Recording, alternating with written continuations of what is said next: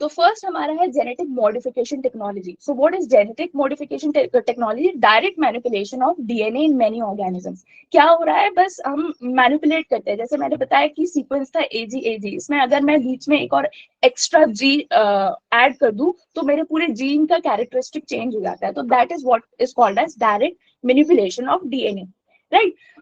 इसके तीन तरीके होते हैं जीनोम एडिटिंग के. जीनोम एडिटिंग के तीन तरीके that we know of are CRISPR-Cas9, homing endonucleases and meganucleases and site-directed nuclease. ये वाला हम आगे पढ़ेंगे. CRISPR-Cas9 भी आगे पढ़ेंगे. ये मैं बता देती हूँ. एंडोन्यूक्लियसेस एक टाइप के प्रोटीन होते हैं, मतलब एंजाइम्स होते हैं जो प्रोटीन प्रोड्यूस करते हैं that help in breaking of the nucleic material. मतलब ये बॉन्ड्स जो मैंने बनाए थे ना जीन्स में, उसे ब्रेक करने में मदद करते हैं. नॉट एग्जैक्टली जीन्स, जो जीएनए होते हैं हमारा, सॉरी डीएनए होता है, उसमें जो बॉन्ड्स होते हैं उसे ब्रेक करके कुछ नया ऐड करने के लिए काइंड ऑफ अ सीजर. तीनों एक ही टाइप का काम करता है. दे एक्ट एज सीजर और उसके बाद हम कुछ नया ऐड कर देते हैं. तीनों का एक ही काम होता है, बस यह है कि हमारा the way we are approaching for using दो सीजर इज डिफरेंट. ओके, तो कुछ लॉज हैं जो इन जीनोम एडिटिंग को गवर्न करते हैं इन इंडिया. एक है बीडीए. ये सारे हैं, ये आप पढ़ लीजिएगा. इसमें मुझे लगता है BDA protection of plant varieties और फूड सेफ्टीज एक्ट इंपॉर्टेंट है. बीडीए विकासर एनवायरमेंट में कराएंगे. ये भी कराएंगे. फसाई अपन एक बार सॉरी एफएसएस देख लेते हैं कि जो हमारी food safety and standards authority of India, FSSAI, ये जो है ये इसी एक्ट के अंडर बनी है. It is a statutory body क्योंकि एक्ट से बनी है और आई थिंक हेडक्वार्टर्स दिल्ली में है. 2006 में बना. आई am not very sure about that, वो देख लीजिएगा. It's just a rough idea. Okay, अब आते हैं हम क्या है ये जीनोम एडिटिंग. ऊपर जो काम हो रहा था यहाँ पे बस थोड़ा उसका मोड चेंज हो गया है. हमारे जीएम क्रॉप्स और जो डिजाइनर बेबीज होते हैं और कई बार चीजें हम जो सुनते हैं कि हम आर्टिफिशियल लिवर बनाएंगे, ये सारी जो चीजें होती हैं ये सब जेनेटिक मॉडिफिकेशन से ही होती है. अच्छा, इस बायोटेक्नोलॉजी में जब हम बात करते हैं तो एक मिनिस्ट्री आपकी बहुत कॉमन होगी. Just a minute, let me delete this. एक मिनिस्ट्री आपकी बहुत इंपॉर्टेंट हो जाती है, that is ministry of science and technology. इसके अंदर तीन डिपार्टमेंट्स होते हैं. एक होते हैं DBT, that is department of biotechnology. दूसरा आता है DST, department of science and technology. तीसरा होता है DSIR, department of scientific and industrial research. DSIR के अंदर आता है सीएसआईआर और डीबीटी. बाकी ये दोनों जब बायोटेक्नोलॉजी के पॉइंट ऑफ व्यू से देखें तो इतना इंपॉर्टेंट नहीं है. What I'm trying to say is DBT और एक होता है GEAC. ये दो आपको कभी भी MCQ में if you are on a tough spot कि मैं किसको मार्क करूं और बायोटेक्नोलॉजी से रिलेटेड है, तो ट्रस्ट मी इन दोनों में से कोई एक होगा और उन्हीं को आपको मार्क करना है. ओके, तो डीबीटी ये ministry of science and technology में आता है. ये सब इट्स नॉट दैट इम्पोर्टेंट. आगे बढ़ते हैं. तो न्यूज क्या है कि डिपार्टमेंट ऑफ बायोटेक्नोलॉजी ने गाइडलाइंस इशू की हैं किस पे, safety assessment and genome edited plants के. ये जो जीनोम एडिटेड प्लांट्स है ये एक्चुअली आता है मतलब ये जो ज्यूरिसडिक्शन है आता है बेसिकली हमारे environment, ministry of environment, forest and climate change के अंदर आता है. बट जो क्योंकि इसमें जेनेटिक मॉडिफिकेशन इन्वॉल्व होता है तो इसे इशू हमारा डीबीटी करता है. तो गाइडलाइंस क्या करती है? It exams genome edited plants falling under the categories of site directed nuclease SDN1 and SDN2 from manufacture, use, import, storage of hazardous microorganism, genetically engineered this and that, जो कि आता है हमारा EPA के अंदर, एनवायरमेंट प्रोटेक्शन एक्ट के अंदर. तो SDN हम आगे देखेंगे. बोल क्या रहा है कि कुछ जो हमारे जीनोम मतलब जो हाइब्रिड प्लांट्स होते हैं जो इस मेथड से, हाइब्रिड इन द सेंस जिसकी जीन पे एडिटिंग की गई है पर इस मेथड से की गई है, उन्हें एग्जाम किया गया है. मतलब उनको हम मान रहे हैं कि वो जेनेटिकली मॉडिफाइड नहीं है, artificially. Are you getting my point? तो क्या बोल रहा है कि जो इनसे बना है इन दो मेथड से वो जेनेटिकली मॉडिफाइड नहीं होगा और and therefore these would be exempted from the category that falls in the edited plants. It is based on the earlier exemption from the Ministry of Environment and this to avoid a long process of approval from GM crops. क्या होता था कि GM crops का approval India में is a very very tedious task. बहुत सारे political reason है उसके, बहुत सारे साइंटिफिक रीजन है, तो बहुत मुश्किल होती थी. तो इसको स्ट्रीमलाइन करके फास्ट अप करने के लिए मिनिस्ट्री ने ये ऑलरेडी एक एग्जेम्पशन अर्लियर दिया था और डीबीटी ने इसे फिर से नोटिफाई किया, राइट। तो गाइडलाइंस क्या है, दैट इज नॉट इम्पोर्टेंट। इसमें ये इंपॉर्टेंट है कि इशू हमारा डीबीटी ने किया था, बट नोटिफाई कौन कर रहा है, ministry of environment, forest and climate change. Exemption किसको दिया है, researchers who use gene editing technology to modify plant genome from seeking approvals from genetic GEAC.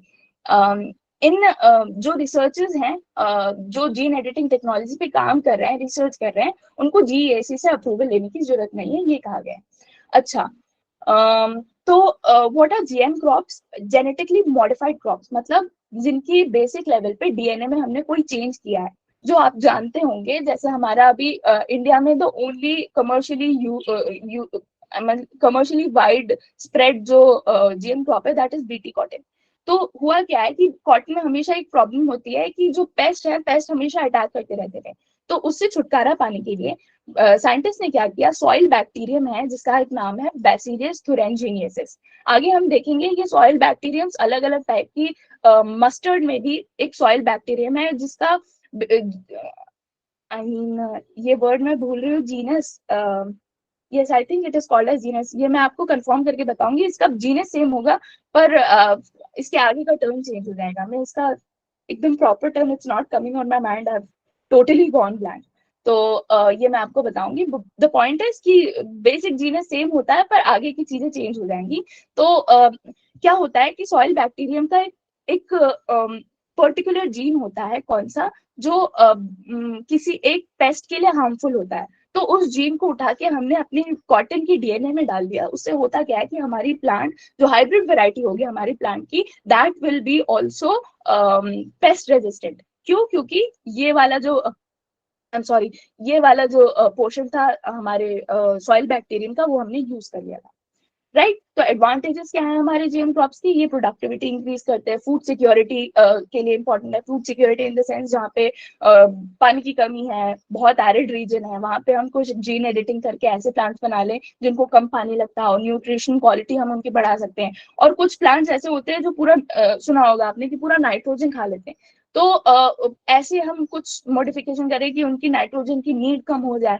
तो ऐसे हम कुछ एडवांटेजेस हैं जीएम क्रॉप्स को यूज करने के, but at the same time some concerns are also there, जिसमें environment, economic, biosafety, ethical concerns होते हैं कि the more we start researching on GM I mean genetic modification, more are the consequences, जैसे designer babies और कुछ trades होते हैं। जैसे कई लोग अपना लेट्स से ये चल भी रहा है, I think they want to change the colour of their skin, तो उसके लिए ऐसे कई इंजेक्शंस ऑलरेडी स्टार्ट हो गए हैं। इंडिया में ये अभी तक इलीगल नहीं है, but I think US and other major countries में, यूरोपियन कंट्रीज में ये treatment is I mean banned for some reason, है ना। तो आप समझ सकते हैं कि इसका आई मीन कंसर्न क्या हो सकते हैं जीएम से रिलेटेड, जीएम क्रॉप से related.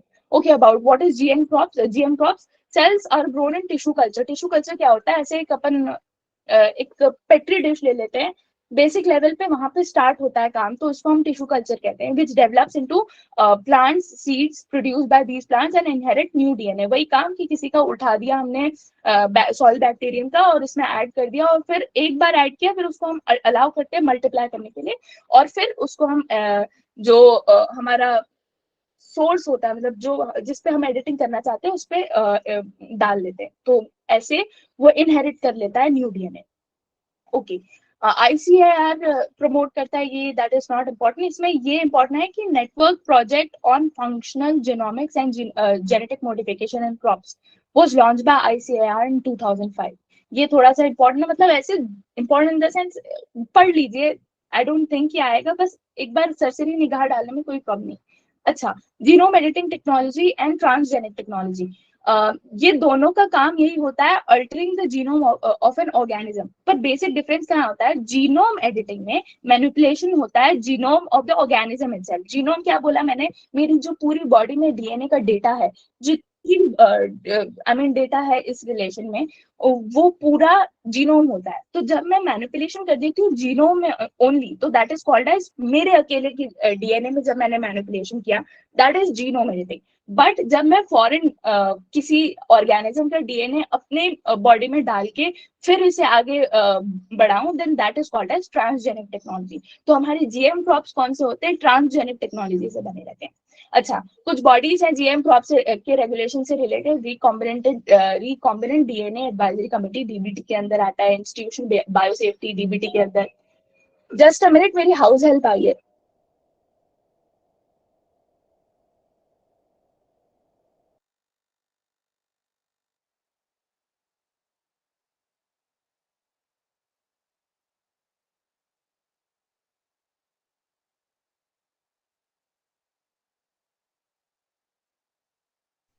I am extremely sorry.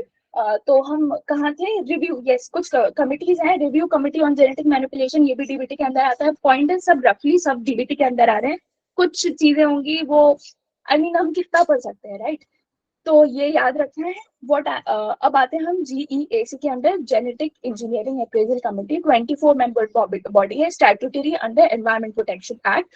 और लगेगा कि ये मिनिस्ट्री ऑफ एनवायरमेंट फॉरेस्ट और क्लाइमेट चेंज के अंदर है, तो कहीं और किसी और मिनिस्ट्री के लोग नहीं होंगे, बट ये को चेयर की जाती है by representative of DBT.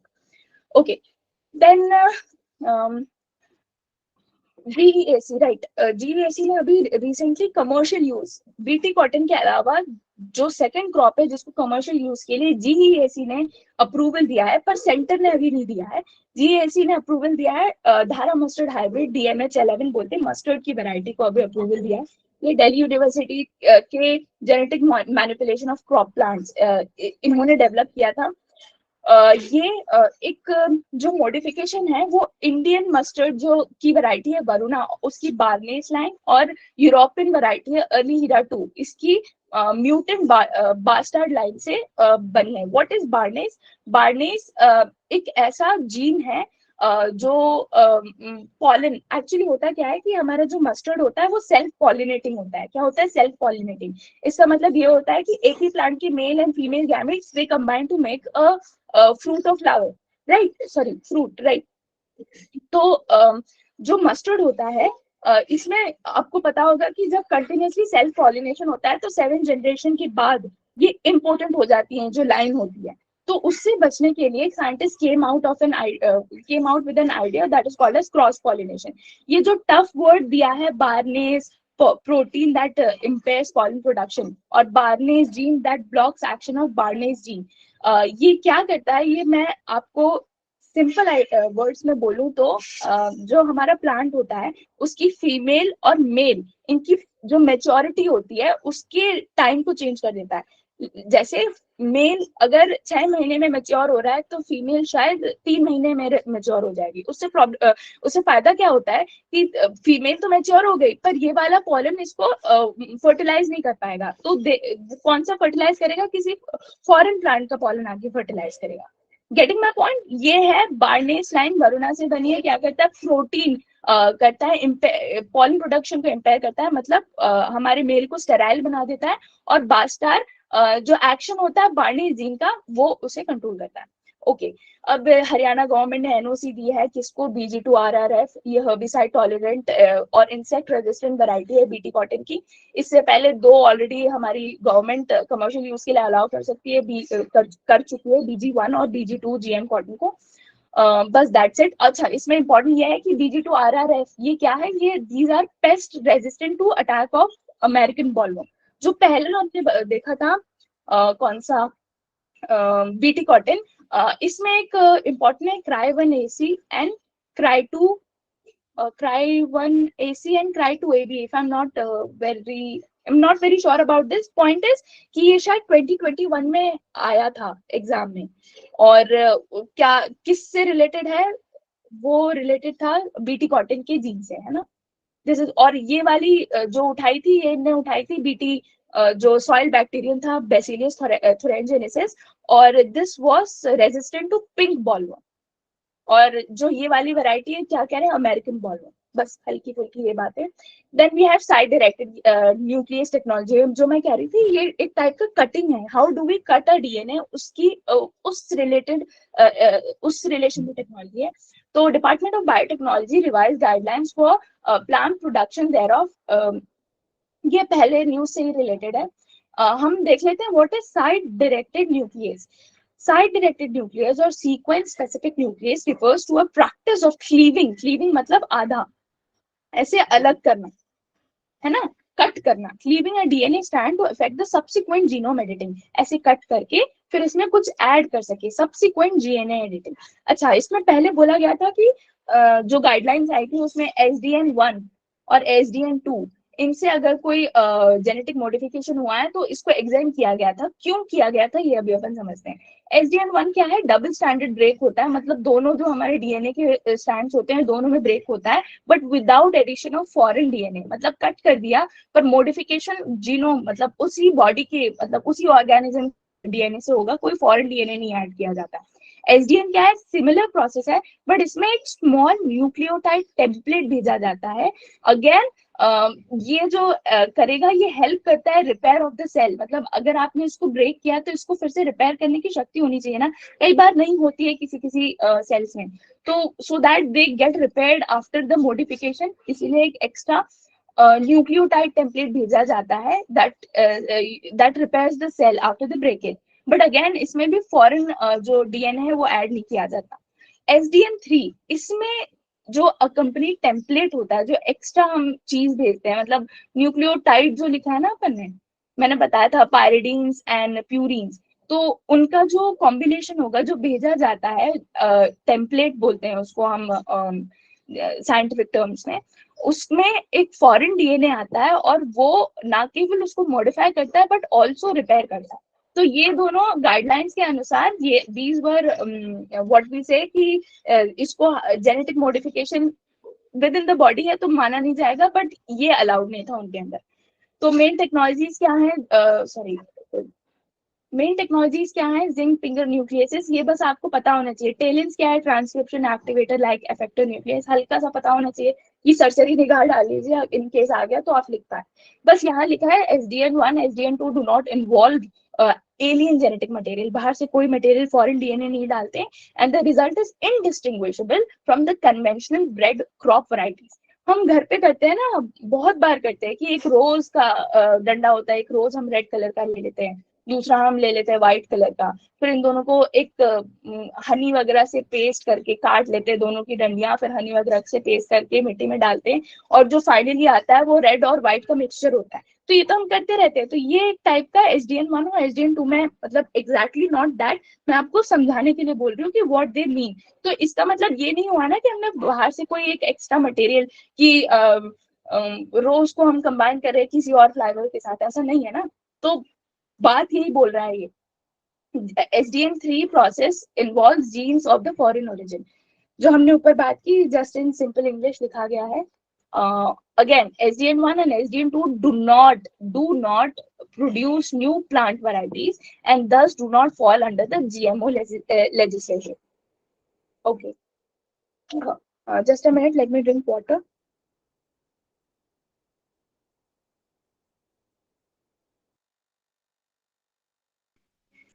Okay, अब आते हैं CRISPR-Cas9 में। CRISPR-Cas9 अगेन एक टाइप का मेथड है फॉर कटिंग द डीएनए या आरएनए, जिस पे भी काम कर रहे हैं। हुआ क्या है, 10 years हो गए हैं, इमानुअल शार्पेंटियर एंड बायोकेमिस्ट जेनिफर डाउडना, जिनने CRISPR-Cas9 की जीन एडिटिंग की थी, इनको 2002 में नोबेल प्राइज भी मिला था। CRISPR-Cas9 क्या है, clustered regularly interspace short palindromic repeats. ये इंपॉर्टेंट है, तो आप प्लीज इसका जो फुल फॉर्म है याद रखिएगा। Cas9 का फुल फॉर्म है क्रिस्पर एसोसिएटेड प्रोटीन 9, ये जरा इंपॉर्टेंट है, प्लीज याद रखिएगा। तो क्रिस्पर क्या है, एक जेनेटिक कोड है और सीक्वेंस है जो बैक्टीरिया में फाइंड किया जाता है। देखिए, जो वायरस होते हैं, बोला जाता है मोस्टली कॉम्प्लेक्स ऑर्गेनिज्म को इन्फेक्ट करते हैं, पर इन डिफरेंट केसेस, कई केसेस ऐसे भी होते हैं जिसमें जो वायरस होते हैं वो बैक्टीरिया को इन्फेक्ट कर देते हैं। तो ऐसे वायरस जो बैक्टीरिया को इन्फेक्ट करते हैं, वो those are called as bacteriophages. समझ में आया? तो बैक्टीरिया अपना डिफेंस मैकेनिज्म कैसे बनाए, हमारे पास जो WBC होते हैं इनको फाइट करने के लिए, मतलब जो फॉरेन इन्फेक्शंस होते हैं उनसे फाइट करने के लिए हमारे पास WBCs होते हैं, बट बैक्टीरिया के पास ये नहीं होता। तो वो क्या करता है कि इसका जो जेनेटिक कोड होता है वो अपने जेनेटिक कोड में ऐड कर लेता है, सो दैट नेक्स्ट टाइम जब वायरस इसके पास से गुजरेगा तो उसको लगेगा अरे ये भी वायरस है, तो मैं इसको इन्फेक्ट कैसे करूं। समझ में आ रही है बात? तो करता यही है ये बैक्टीरिया, ये करता है कि इसके जेनेटिक कोड को अपने में आत्मसात कर लेता है, और उसके बाद इसको एक सूडो आइडिया देता है कि ये भी वायरस है, तो ये वायरस इसको इन्फेक्ट नहीं करता, और that is how bacteria resist the attack of viruses. तो क्रिस्पर कब फॉर्म होता है? Form due to the activity of previous bacteriophages that has infected the bacteria.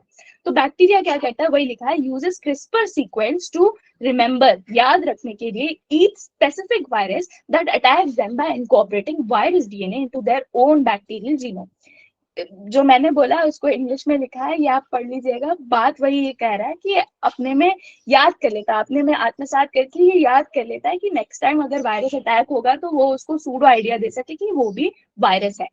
तो इसमें जब ये काम बैक्टीरिया करता है तो वो एक प्रोटीन की मदद से करता है जिसको बोलते हैं CRISPR associated protein 9। It is a bacterial RNA guided endonuclease that once activated will make special enzymes that seem to have co-evolved with CRISPR। मतलब ये एक ऐसा RNA guided endonuclease, endonuclease क्या बोला था मैंने, जो कटिंग में हेल्प करता है। तो endonuclease that once activated मतलब एक बार ये डॉर्मेंट होता है, कब एक्टिवेट होता है? जैसे ही अटैक करना स्टार्ट करता है वायरस, एक्टिवेट हो जाता है और एक स्पेशल एंजाइम भेजता है, किसके लिए? ताकि क्रिस्पर, ये जो तरीका है कि वो फॉरेन डीएनए को अपने में इंटीग्रेट कर पाए, उसको इंटीग्रेट करने में हेल्प करने के लिए क्रिस्पर Cas9 का एक्चुअल यूज होता है। तो how does CRISPR work? 3 elements या 3 तरीके से 3 स्टेज वर्क होता है। एक होता है गाइड आरएनए जो उसको बताता है।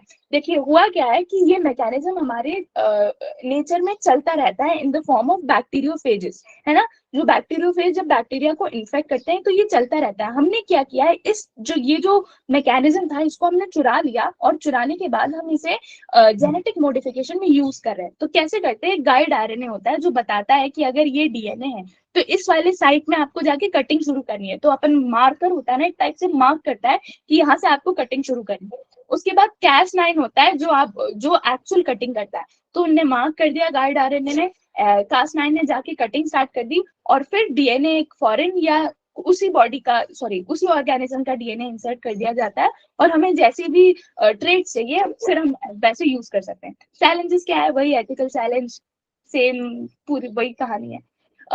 Benefits, faster and more efficient diagnosis, new development in biotechnology and pharmaceuticals and food security। Same बात है। ये तो मतलब एक अपन बोलते हैं कॉमन सेंस है, तो पूरा हम पढ़ नहीं सकते, तो कॉमन सेंस भी यूज करना है when you are attempting your paper, क्योंकि इसमें आप क्या गलत करोगे ना, ये तो हो गई, राइट। अच्छा, ये वाला पोर्शन अपन पढ़ चुके थे ये पूरा, तो ये इम्पोर्टेंट नहीं है, मतलब हो चुका है ये शुरुआत में। अच्छा, chimeric antigen receptor CAR T cell therapy. CAR T cell therapy IIT Bombay और टाटा मेमोरियल सेंटर ने एक साथ डेवलप किया था, और इसका पेशेंट पे टेस्टिंग स्टार्ट हो चुकी है। तो रिसर्च, ये जो कार टी सेल है, अभी अपन आगे देखते हैं, पहले ये पढ़ लेते हैं। Research is funded under the National Biopharma Mission by Biotechnology Industry Research Assistant Council. ये किसके अंदर आता है? डीबीटी के अंदर आता है, और एक पब्लिक सेक्टर एंटरप्राइज है, right. So what is CAR T therapy? CAR T therapy, it is a way to get immune cells called T cells to fight cancer by editing them in the lab। देखिए, हमारी जो body होती है, हमारी body में जो हमारी WBCs होती हैं उसमें एक इम्पॉर्टेंट पार्ट होता है टी सेल्स। अभी हम नीचे देखेंगे कितने टाइप की WBCs होती है। मैं कह रही हूँ टी सेल्स जो होते हैं हमारी बॉडी में, जब भी एक अनवांटेड ग्रोथ होती है, जब भी ग्रोथ होती है हमारी बॉडी में, तो ये टी सेल्स जाके उसे अटैक करके उसे एनहाइलेट कर देते हैं, राइट। पर कई बार क्या होता है, ये टी सेल्स इतने पोटेंट नहीं होते कि इन्हें एनहाइलेट नहीं कर पाए, and this becomes this unwanted growth, this अपन बोलते हैं ना बिना कंट्रोल का जो ग्रोथ होता है, दैट बिकम्स कैंसर। ठीक है। तो साइंटिस्ट का मानना है अगर ये टी सेल्स अपना काम बहुत अच्छे से कर पाए, अगर इम्पोर्टेंसी इनकी हम ठीक कर पाए, तो बहुत मतलब जो कैंसर जैसे बहुत ही ऐसे डिसीजेस हैं जो जिससे बहुत लोगों की जाने जाती है एवरी ईयर, उसे हम कंट्रोल कर सकते हैं। तो वो क्या करते हैं कि टी सेल्स लेते हैं पेशेंट के ब्लड में, और उसमें ऐड करते हैं एक मैन मेड रिसेप्टर, मतलब उसमें एक टाइप से एक एक्स्ट्रा एक ट्रेट ऐड करते हैं जिसको हम बोलते हैं CAR. What is CAR? Chimeric antigen receptor. right? It is a special receptor designed to bind to a okay, designed to bind to a certain protein और कैंसर सेल, मतलब वो ढूंढता है ऐसे प्रोटीन्स पे जो कैंसर सेल पे होते हैं। प्रोटीन्स मतलब देखिए, हमारी बॉडी में जो भी प्रोडक्शन होता है वो बिना अपनी बॉडी के कमांड के नहीं होता। तो ये कमांड इसको कोई दे रहा है ना, ये प्रोटीन काम करता है ये कमांड देने का कि आप करो एकदम एग्रेसिवली मल्टीप्लाई, अनवांट मतलब एकदम कंट्रोलेबली मल्टीप्लाई करना स्टार्ट करो। ये हमारा होता है ग्रोथ, ये हमारा कैंसर बनता है। तो ऐसे प्रोटीन्स पे जाके ये अटैक करता है और इसको बोलता है कि नहीं, आपको इतना प्रोडक्शन नहीं करना है, ये अनवांटेड ग्रोथ है। तो ये जैसे ही यहाँ से पिक्चर से गया, ये ग्रोथ रुक जाएगी। समझ में आ रही है बात? तो ऐसे हम कैंसर को कंट्रोल कर पाते हैं। तो unlike chemotherapy, CAR T is administered only once, मतलब सिर्फ एक बार पेशेंट पे डलता है, शॉर्ट ट्रीटमेंट होता है, बट बहुत रैपिड रिकवरी होती है। कैसे नहीं होगी? क्योंकि हमने उसकी जो अपन बोलते हैं ना जड़, जो बोल रहा था कि आप मल्टीप्लाई करो, ग्रोथ बढ़ाओ, उसी को हमने हटा दिया, तो फिर ग्रोथ कहाँ से होगी?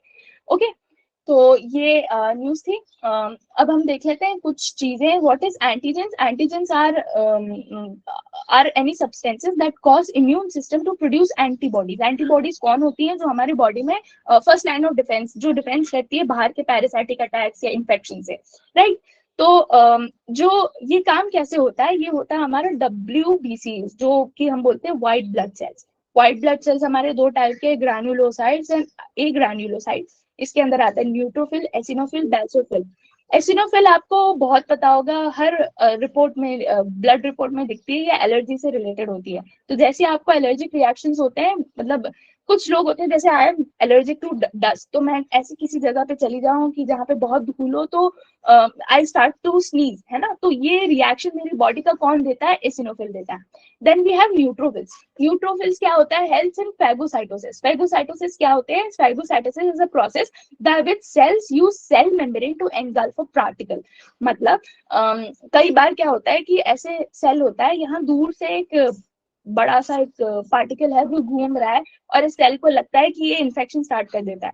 और हमारे पास WBC है नहीं, मतलब WBC इन द सेंस कि हमारे पास वो तरीका नहीं है, क्या करे कि ना हमारे पास T सेल है ना B सेल है, कौन इसको फाइट करे? तो ये वाले जो सेल्स होते हैं न्यूट्रोफिल्स, ये है ना अपना जो सेल मेम्ब्रेन होता है उसे ऐसे एक्सटेंड करते हैं और इसे खा जाते हैं, और फिर अपने आई थिंक एक माइटोकॉन्ड्रिया नहीं है, ER होता है शायद, ये मैं कंफर्म करके बताऊंगी आपको। वैसे ये इंपॉर्टेंट नहीं है, what I am saying is mechanism बता रही हूँ कि वो स्ट्रेच करके इसे खा जाता है, और फिर हमारी बॉडी में ATP होता है ना, जो एनर्जी प्रोवाइड करता है, उसमें कन्वर्ट कर देता है।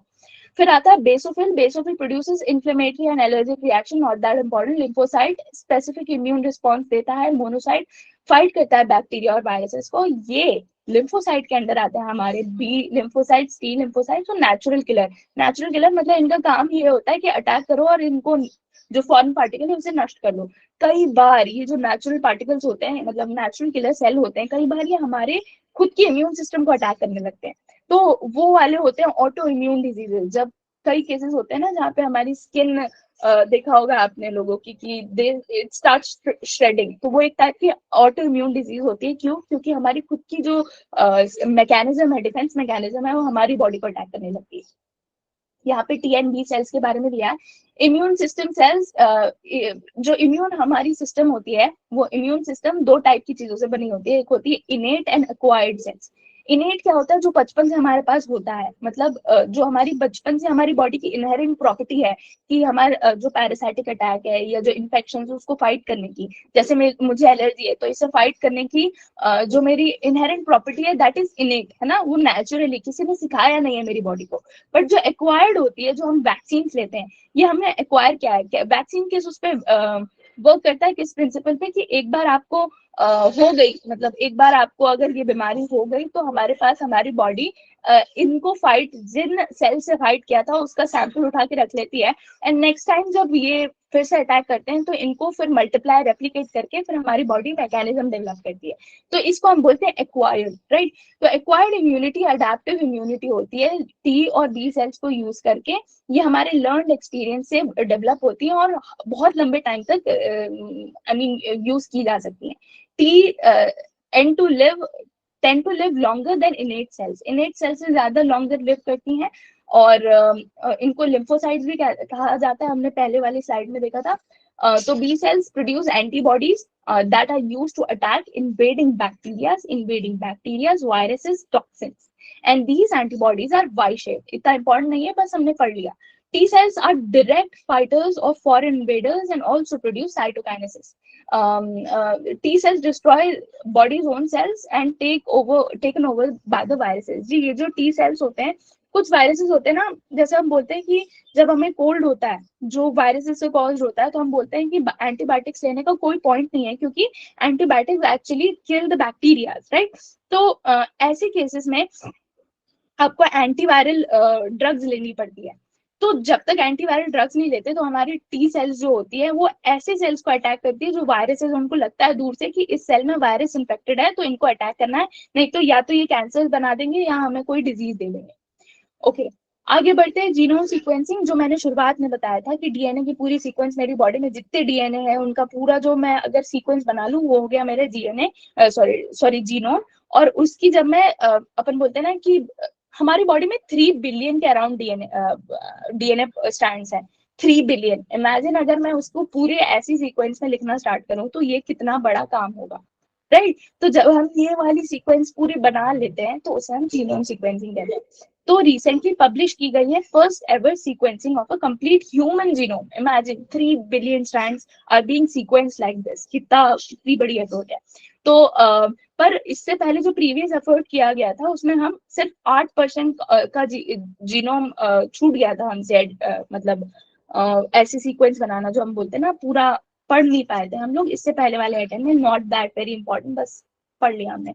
ये वाला हम पढ़ चुके हैं, आगे ये भी पढ़ चुके हैं। बस application of genome sequencing, greater understanding of the evolution of the biology, identifying genomic causes of rare diseases, neurodegenerative this and that, and identifying genetic mutations. अच्छा, इसमें हम जेनेटिक म्यूटेशंस पे भी काम कर सकते हैं। You are all aware of sickle cell anaemia, right.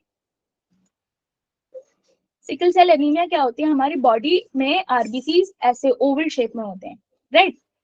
But sickle cell anaemia में इस सेल ऐसे इस शेप के होते हैं, क्रेसेंट शेप से, राइट। ये एक्चुअली हमारी बॉडी ने जेनेटिक म्यूटेशन किया था। क्यों किया था? क्योंकि जो हमारा मलेरिया है, प्लाज्मोडियम, जिसके कारण मलेरिया होता है, मलेरिया सिर्फ इस टाइप के आरबीसीज को इन्फेक्ट कर पाता है। इस टाइप के आरबीसीज को इन्फेक्ट नहीं कर पाते, जिनका शेप ऐसा है, इनको ऐसा शेप चाहिए रहता है इन्फेक्ट करने के लिए।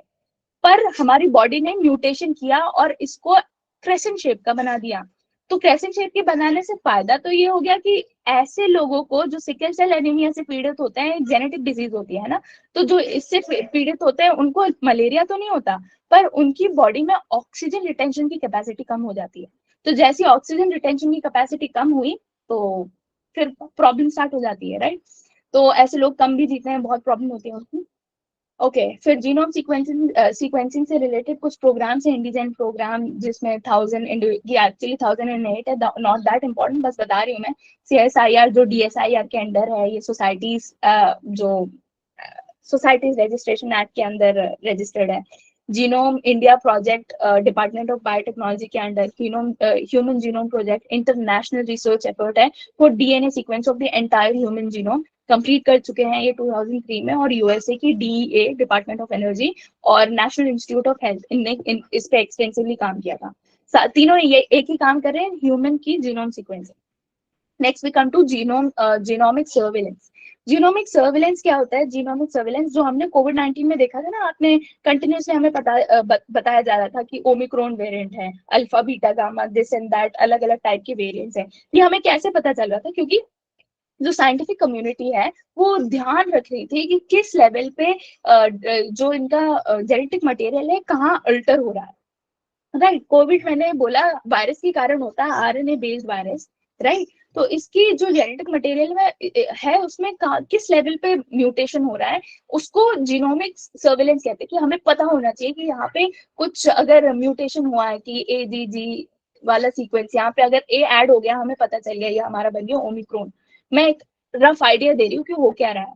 फिर से इसमें एक एक्स्ट्रा ए ऐड हो गया तो फिर ये कोई अल्फा बन गया।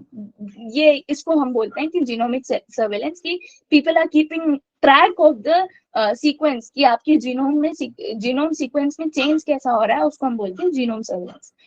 तो constantly monitoring pathogens, analysing similarities and differences, right, कि क्या डिफरेंस है। कुछ बोल रहे थे कि ओमिक्रॉन बहुत ज्यादा आई मीन इसका मल्टीप्लीकेशन सॉरी फैलने का जो रेट है वो बहुत ज्यादा है ना। तो ये सब हमें इससे पता चलता है जीनोम सर्वेलेंस से। एप्लीकेशन क्या है, ह्यूमन जीनोमिक मेडिकल पर्पसेस है, हमें पता है कि हमें क्या इन्फेक्ट कर रहा है, किस एरिया में चेंज हुआ है, तो हम उस पर डायरेक्ट ऐसा मेडिसिन बनाए जो उसी ट्रेट में जो चेंज हुआ है उसी पे जाके अटैक करे। Microbial genomes for medical purposes, agriculture and aquaculture genomics, इन सब में काम आता है, ये आप रफली पढ़ लीजिएगा, नॉट दैट वेरी इंपॉर्टेंट।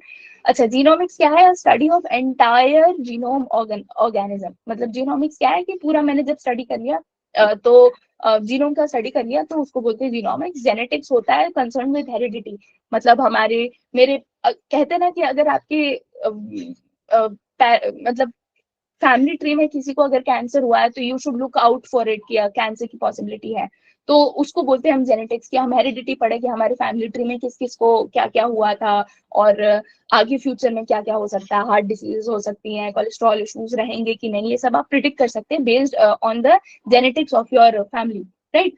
तो जेनेमिक सर्वेलेंस इन इंडिया क्या है, रीजनल जीनोम सीक्वेंसिंग लेबोरेटरीज बनी है, इंडियन सार्स-CoV-2 जीनोमिक्स कंसोर्शियम, ये इंसाकॉग, ये थोड़ा सा इंपॉर्टेंट ध्यान रखिएगा, was established to expand whole genome sequence of the SARS-CoV-2 across the nation. फिर Indian tuberculosis genomic surveillance consortium, ये ट्यूबरकुलोसिस इंडिया ने एम किया है कि जो हमारी एसडीजी है, एसडीजी में बोला गया है कि 2030 तक हम टीबी को पूरे वर्ल्ड से रेडिकेट कर देंगे, बट इंडियन गवर्नमेंट ने इसका जो टारगेट रखा है 2025 रखा है, राइट। तो ये आप ध्यान रखिएगा। तो what is INSACOG? INSACOG is jointly initiated by ministry of health and family welfare, department of biotechnology, council of scientific research and Indian council of medical research, है ना। तो इसके अंदर 50 लेबोरेटरीज होती है जो सर्विलेंस का ही काम करती हैं। अच्छा, WHO साइंस काउंसिल, ये 2021 में बना था, जब कोविड एकदम पीक पे चल रहा था ना, तो साइंस काउंसिल WHO को तब बना था। ये अपना first report on accelerating the access to genomics for health, global health, है ना, कि हम पूरे जीनोम सीक्वेंस को अच्छे से पढ़ सकें, सब लोग इसको इस जीनोमिक्स को पढ़ने के स्टडी आई मीन जीनोम की स्टडी में अपना योगदान दे, ताकि ग्लोबल हेल्थ हम अच्छे से, मतलब it could be a better of thing. उसके लिए साइंस काउंसिल एस्टैब्लिश की गई थी, director general of WHO, to provide guidance on the science and research strategy of the organisation. Okay, next आते हैं हम क्लोनिंग पे। क्लोनिंग क्या है? China has successfully clone arctic wolf. अगर आपको लग रहा है कि ये बहुत इंपॉर्टेंट अगर ऑर्गेनिज्म है, तो नहीं, ये एक IUCN के लीस्ट कंसर्न के उसमें आता है। मतलब ये बहुत वाइडली पॉपुलेटेड है, इनकी पॉपुलेशन में बहुत ज्यादा मिलती है आर्टिक सर्कल में। तो क्लोनिंग किया है चाइना ने आर्टिक वुल्फ की। क्लोनिंग क्या है? Copied material of the same genetic makeup as the original. मतलब अगर एक types of photocopy of a genetic material, अगर मेरे पास लेट अस से एक ऑर्गेनिज्म है, तो इसी की जेनेटिक मटेरियल को मैंने लिया और इसको मैंने रेप्लिकेट कर दिया, तो मेरे पास सेम एक ऑर्गेनिज्म बनेगा जो इसका फोटोकॉपी होगा। इसको हम बोलते हैं clone. Clone is the process of producing genetically identical copies of biological entities. So photocopy of a biological entity, photocopy of genes, tissues, or even the entire organism, है ना। ये लिखा गया है इसमें। अच्छा, despite having the same genetic material, clones do not always look identical, as environment also plays a role in deciding the physical feature, है ना। Despite having मतलब अगर मैंने इनकी कॉपी, इस ऑर्गेनिज्म की कॉपी बनाई है, तो जरूरी नहीं है कि जेनेटिक मटेरियल सेम होने के बावजूद ये इसके जैसा एग्जैक्टली दिखे। जैसे कई बार आपने ट्विंस देखे होंगे, कुछ ट्विंस होते हैं जो एकदम एक जैसे दिखते हैं, कुछ दूसरे ट्विंस होते हैं जिनमें आपको लगेगा, आप डिफरेंशिएट कर पाते हो कि नहीं, this is this guy and this is this guy, है ना, आप अलग से डिफरेंशिएट कर पाते हो। तो होता क्या है कि यही होता है कि कई बार इवन दो जेनेटिक मटेरियल हमारा सेम हो, जरूरी नहीं है कि हमारी जो कॉपी बनेगी, क्लोन बनेगा, वो एग्जैक्टली सेम दिखेगा। क्यों? क्योंकि हमारी जो जीन्स होती है वो ऑल्सो अफेक्ट होती है बाय एनवायरमेंट। ये हमारी फिजिकल फीचर्स को environment will also play important role, इसीलिए, right? In mammals including humans, in mammals including humans, identical twins are natural clones. बस ये बात आपको याद रखनी है। These twins are produced when fertilized egg splits. एक एग होता है, उससे स्पर्म आके फर्टिलाइज करता है, ये हमारा एक फीटस बनाता है।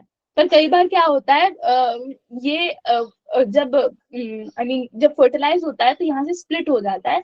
ये एक्चुअली एक प्रोसेस है ना, तो जैसे हम बोलते हैं कि फीटस बड़ा होगा and it will turn after 9 months into a child, right, into a baby, है ना? तो उसके लिए मल्टीप्लीकेशन होता है। पर कई बार क्या होता है, जब ये बीच में से ऐसे मल्टीप्लाई हो जाता है, दो बना देता है, तो ये एक साबुन से, जस्ट अ मिनट।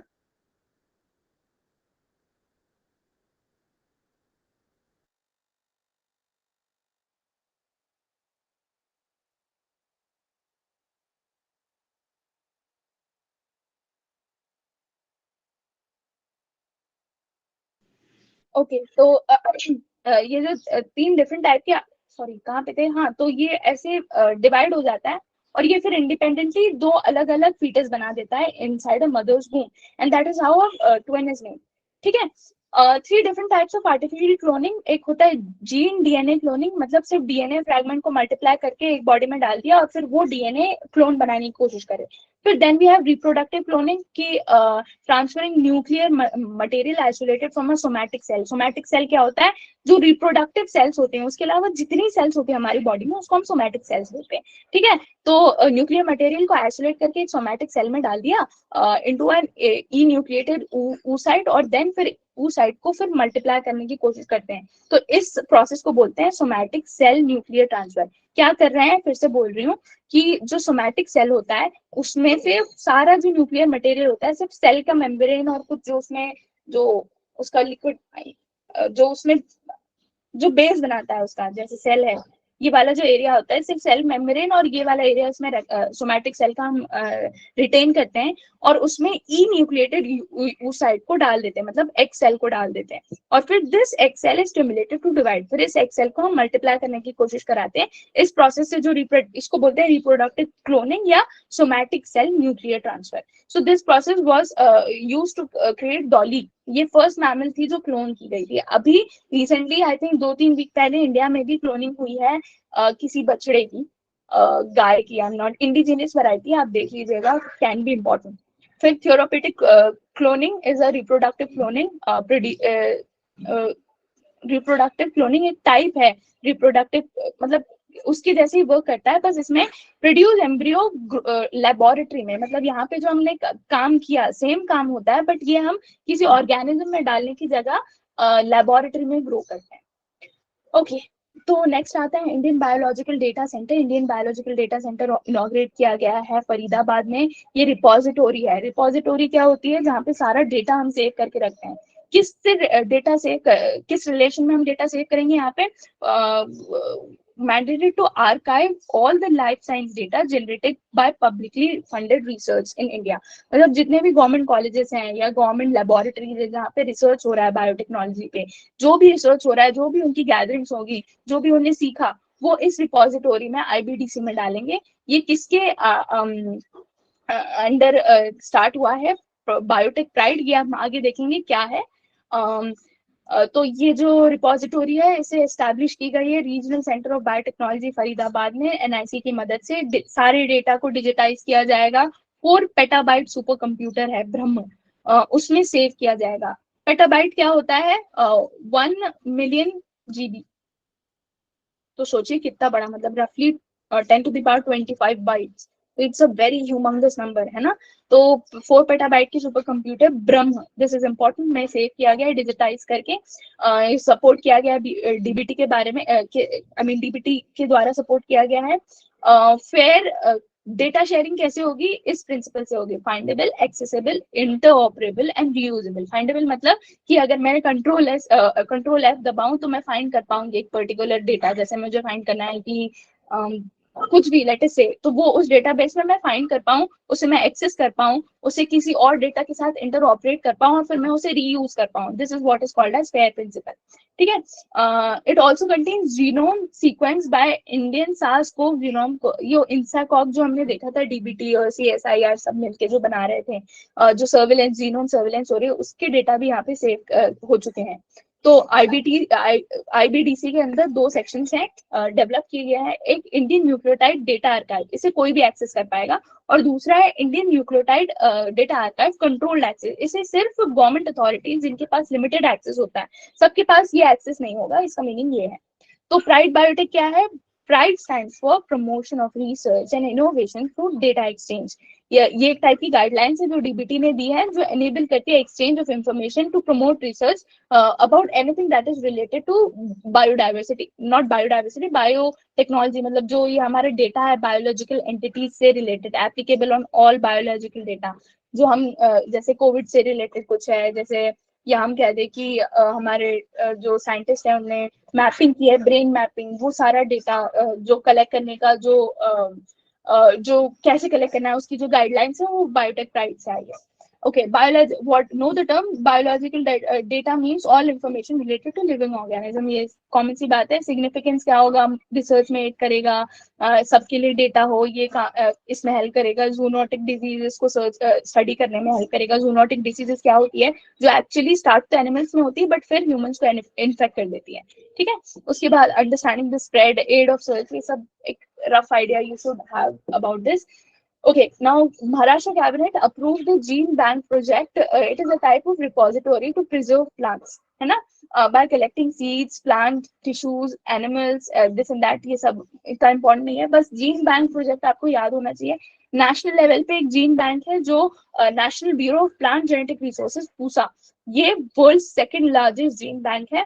और नेशनल एनिमल जीन बैंक, ये national bureau of animal genetics resources Karnal और इंडियन सीड वॉल्ट की चांगला लद्दाख में. ये हल्का आपको एक आइडिया होना चाहिए कि किस रिलेशन में बात हो रही है. वैसे एक हमारे पास आई थिंक इंटरनेशनल लेवल पे जैसे ही जीन बैंक है, वैसे एक जीन बैंक है स्वेलबार्ड में, ये आई थिंक नॉर्वे में है.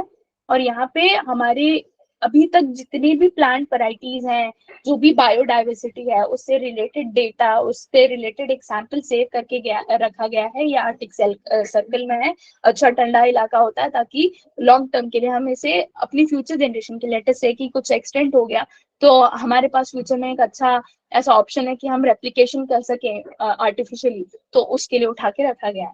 अदर इंपॉर्टेंट न्यूज में bio research regulatory approval portal, bio rap, इतना इंपॉर्टेंट नहीं है, डीबीटी के अंदर है, आपको ये याद रखना है. और regulatory approvals for research purposes के लिए एक सिंगल राउट, मतलब रिसर्च पर्पस के लिए एक सिंगल राउट है कि मतलब आपको मल्टीपल लोगों से परमिशन नहीं पूछनी पड़ेगी, उसके लिए है. और बायो रैप आईडी जनरेट करता है ताकि आप जितनी भी रेगुलेटरी एजेंसीज हैं उससे एक ही आईडी से अपना काम करा सकें.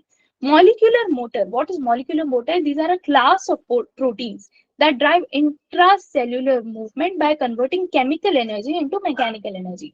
Mechanical energy और chemical energy क्या होती है? जो हमारी DNA होती है, DNA let us suppose जो DNA है ऐसा ऐसा स्टैंडर्ड है, तो इसके पास एक एनर्जी है, एटीपी वगैरह हम बोलते हैं ना, मतलब इसके पास में एक एनर्जी इन द सेंस ये मॉलिक्यूल्स हैं, राइट? तो ये मॉलिक्यूल्स अगर हम चाहें कि इनका हम यूज कर सकें नैनो स्केल पे, तो इसमें मॉलिक्यूलर मोटर्स का काम होता है. क्या करते हैं ये? इसको अगर मैं फोल्ड कर दूं, जैसे इसको मैं इस साइड फोल्ड कर दूं ऐसे उल्टा, तो ये ऐसा बन जाएगा. ऊपर वाली चीजें नीचे फोल्ड कर दूं, तो ऐसे फोल्ड कर करके इसको बोलते हैं DNA origami method. Involves folding of DNA to create 2D and 3D objects at nano scale. Nano scale मतलब 10⁻⁻⁹, है ना? इस लेवल पे -9 मीटर, इस लेवल पे हम जब फोल्डिंग करते हैं, इस लेवल पे जब डीएनए को फोल्ड करके कुछ 2D या 3D ऑब्जेक्ट बनाएंगे. 2D मतलब सिर्फ इस लाइन पे, 3D मतलब 3 डायमेंशनल. ये गॉड 2D मतलब इस सिर्फ लाइक अ पेपर, आपके पास शीट होती है ना, दैट इज 2D. और उस पर मैं अगर बहुत सारी शीट रखती जाऊं तो एक हाइट बन जाएगी ना, तो दैट विल बी 3D. तो मॉलिक्यूलर मोटर का काम बस हल्का सा आपको पता होना चाहिए. ये क्लास प्रोटीन्स हैं जो ड्राइव करती है इंट्रासेल्यूलर मूवमेंट को. ओके अब आते हैं हम आईटी एंड कंप्यूटर में। जियो स्पेशल टेक्नोलॉजी क्या है? Geospatial data is information that describes objects, events and other features with a location on or on or near surface of earth। तो जियो special data क्या होता है कि हमारे पास जो हमारी अर्थ है उस पे एक पर्टिकुलर लोकेशन में जो ऑब्जेक्ट्स हैं, जो इवेंट्स हो रहे हैं, जो फीचर्स हैं, वो डिफाइन कैसे किया जाता है, उसको हम बोलते हैं जियो स्पेशल डेटा। ये दो टाइप के होते हैं, वेक्टर एट्रीब्यूट्स होती हैं इनकी, और एक रास्टर सैटेलाइट इमेजनरी। जब आप गूगल मैप ओपन करते हैं तो आपको दो टाइप की ऑप्शंस होते हैं, एक सैटेलाइट इमेज और एक जो आपको रफली ऐसी दिखता है, जिसमें सिर्फ आपको ऐसे दिखता है कि यहाँ पे आपको मुड़ना है, फिर यहाँ मुड़ना है, और यहाँ पे कोई हॉस्पिटल है तो यहाँ हॉस्पिटल लिख देते हैं। तो वो होता है हमारा वेक्टर एट्रीब्यूट। सैटेलाइट इमेजनरी क्या होती है? जो हमारी लेट सपोज जो ईगल है, अगर कोई चिड़िया ईगल है वो ऊपर से देख रही है अर्थ को, तो उसे कैसा दिखेगा, उसको बोलते हैं हम सैटेलाइट इमेजनरी। तो इन दो तरीके से जियो स्पेशल डेटा को हम कंजर्व करते हैं। वो दिया है वहां पे। यूजेस क्या है? जीपीएस एनालिसिस, ग्लोबल नेविगेशन में हेल्प कर और पोजीशनिंग में हेल्प करेगा, अर्थ ऑब्जर्वेटरी स्कैनिंग। तो ये सब आप पढ़ लीजिएगा, ये सब इसके यूजेस हैं, कैसे कैसे हम एडवांटेजेस हैं इसको यूज कर सकते हैं। अच्छा, रडार और लिडार में डिफरेंस क्या है? दोनों का काम एक ही है, बस इसमें laser light detecting and raising होती है, बट रडार में आप साउंड वेव्स भेजते हैं। Okay, national geospatial policy. Ministry of science and technology notify किया है नेशनल जियोस्पेशियल पॉलिसी। इतना इंपॉर्टेंट नहीं है, ये आप देख लीजिएगा कि एक मतलब सरसरी निगाह देख लीजिएगा, not that very important. Institutional framework geospatial data promotion and development committee, ये नेशनल लेवल पे एपेक्स बॉडी है for formulating, implementing appropriate guideline, strategies and program. ठीक है, इसे रिप्लेस किया गया है NSDC, national space data committee, और geospatial data promotion development committee. ये दोनों को स्ट्रीमलाइन किया गया। एक्चुअली ये दो बॉडीज थी, तो हमारे जियो स्पेशल रिलेटेड अभी ड्रोन्स का काम हो रहा है, बहुत अच्छे लेवल पे एरियल टेक्नोलॉजी हमारी डेवलप हो रही है। तो ऐसी टाइम पे दो बॉडीज से ना मतलब परमिशन लिए बगैर किसी एक बॉडी से मतलब स्ट्रीमलाइन करने के लिए हमारे डिसीजन मेकिंग को, इसीलिए इसको फॉर्म किया गया है। स्ट्रैटेजीज एंड अप्रोच क्या है इसलिए? आत्मनिर्भर भारत, इस पे लोकली वायबल चीजों को हम फोर्स दे रहे हैं। Then we have integrated geospatial information. ये एक बार देख लीजिएगा, नॉट दैट वेरी इंपॉर्टेंट। अच्छा, रोल ऑफ डिपार्टमेंट, ये नोडल, ये जो है department of science and technology, ये कंटिन्यू करेगा being a nodal department to GPDC, और जीपीडीसी इसको अपने रिकमेंडेशन देगा। That is something that I think you should know. Digital twin क्या है? Virtual replica of a physical asset, है ना। जैसे लेट अस से कि ताजमहल है, तो इसका डिजिटल रेप्लिका जो हम बोलते हैं ना, एनएफटी, ये हम आगे देखेंगे, नॉन फंजिबल टोकन्स। ऐसे टोकन्स बना के जब हम उसका डिजिटल रेप्लिका बना लेते हैं तो उसे हम डिजिटल ट्विन बोलते हैं। GDPC developed 14 global geospatial data themes recognized by UN Statistical Division, not that very important. ये एक बार देख लीजिएगा। अच्छा, survey of India will help in developing NGDR and UGI in collaboration with Bhaskaracharya national institute of for space applications and geo informatics under mighty. ये help करेगा survey of India को। ये वाली जो रजिस्ट्री है सर्वे ऑफ इंडिया में, mapping वगैरह करने में हेल्प करेगा। Okay, national data governance framework policy, ये अभी ड्राफ्ट है, नॉट वेरी इंपॉर्टेंट, बस एक आइडिया होना चाहिए कि डेटा गवर्नेंस किसके अंदर आ रहा है अभी। मिनिस्ट्री ऑफ माइटी के अंदर, मतलब electronics and information technology. Non personal data क्या होता है? जैसे the fact that I am a female that is using YouTube और मेरा एज जो है वो 20 और 30 के बीच में है, this is called as non personal data. मतलब आप एग्जैक्टली पिन पॉइंट नहीं कर रहे, बट एक रफ आइडिया दे रहे हैं, ताकि हम ये बोलते ना कि डेटा को यूज कर सके फ्यूचर में, कि 20 से 30 के एज में जो फीमेल्स हैं वो क्या वॉच करती है यूट्यूब पे। ये इस टाइप की रिसर्च में हेल्प करता है ये नॉन पर्सनल डेटा। टाइप्स कितनी होती है? Not very important. Public non personal, community non personal, private non personal, have a rough look at it, not that very important. Need क्या है डेटा गवर्नेंस के लिए? Modernising government and data collection, digital economy, creating data privacy standards. तो इस सब के लिए need है हमारी डेटा गवर्नेंस फ्रेमवर्क की, नॉट दैट वेरी इंपॉर्टेंट। बस इसमें एक ये चीज इम्पोर्टेंट है कि ये प्राइवेट प्लेयर्स पे अप्लाई नहीं करेगा, जो हमारा national data governance framework policy है। और इसमें जितने भी डेटा होंगे उसे आप मोनेटाइज नहीं कर सकते। ऑल्सो इस मतलब ये इंश्योर करता है कि इंडियंस का डेटा इंडिया में रहे।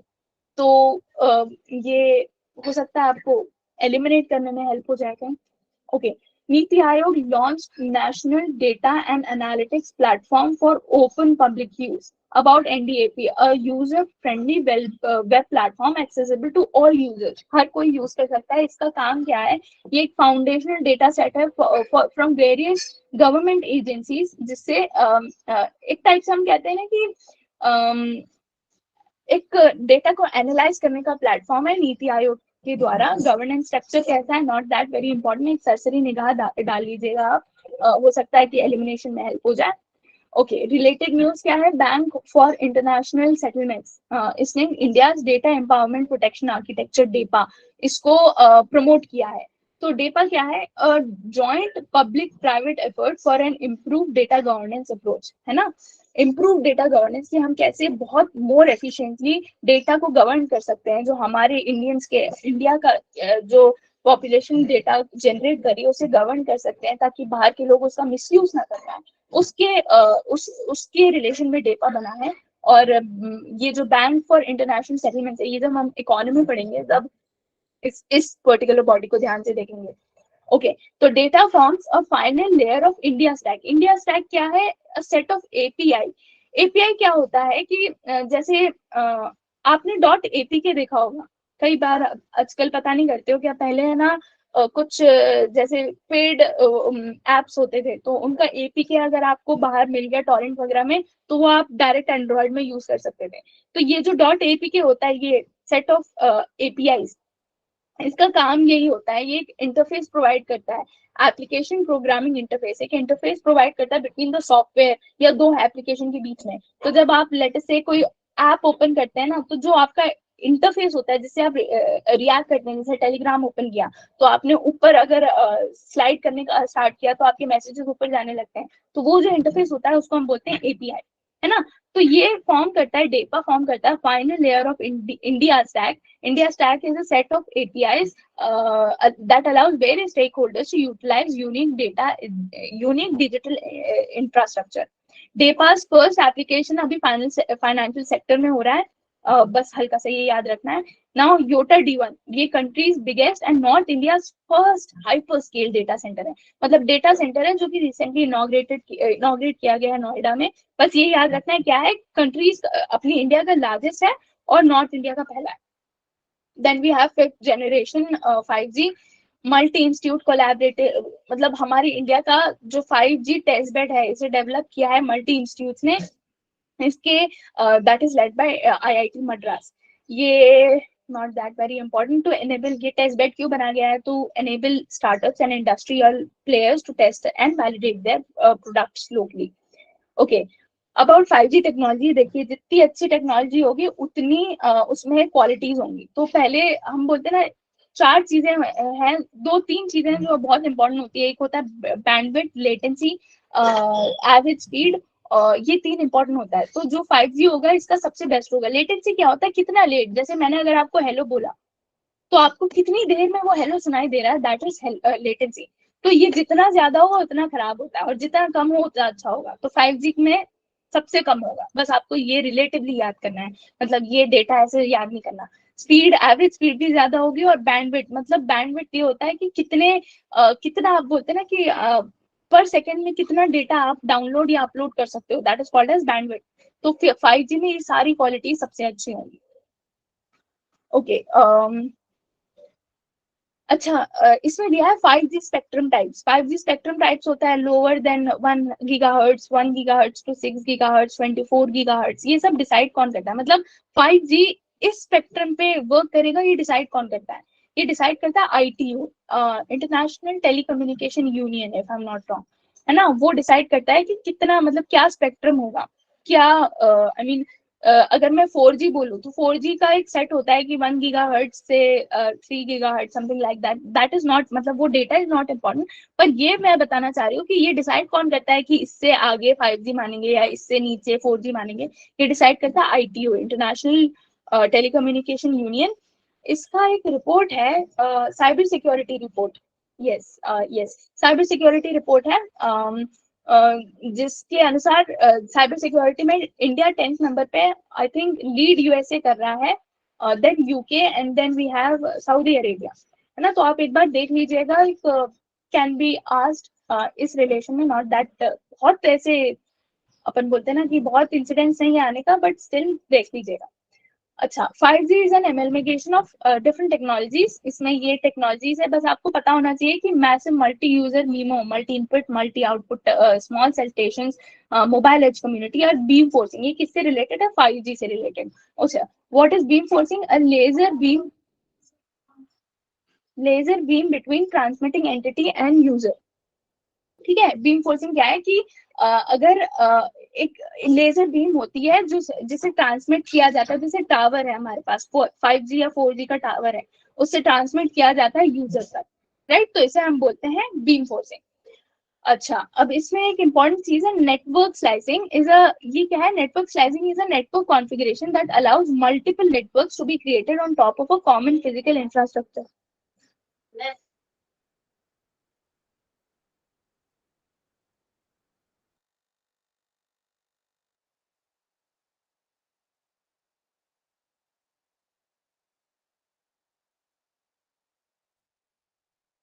जस्ट अ मिनट, मैं पानी पी लूं।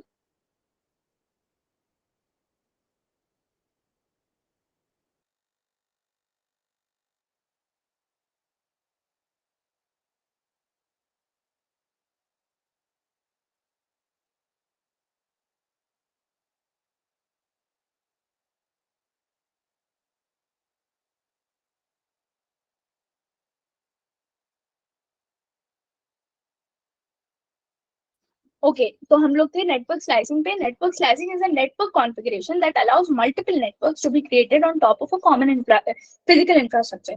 इसे बस हम जल्दी से इजी भाषा में समझ लेते हैं। क्या होता है कि हम मान लेते हैं कि हमारा नेटवर्क का इंफ्रास्ट्रक्चर है, तो नेटवर्क स्लाइसिंग क्या होता है कि इसके छोटे छोटे ऐसे इंफ्रास्ट्रक्चर छोटे छोटे बना देता है। फॉर एग्जाम्पल, अगर ये मेजर इंफ्रास्ट्रक्चर है जिसपे हमारा लेट से 5G नेटवर्क है, इस इंफ्रास्ट्रक्चर पे जो काम हो रहा है इसके नीचे एक सब सेट बना देते हैं, और ये वाला सेट सिर्फ इंटरनेट प्रोवाइड करता है।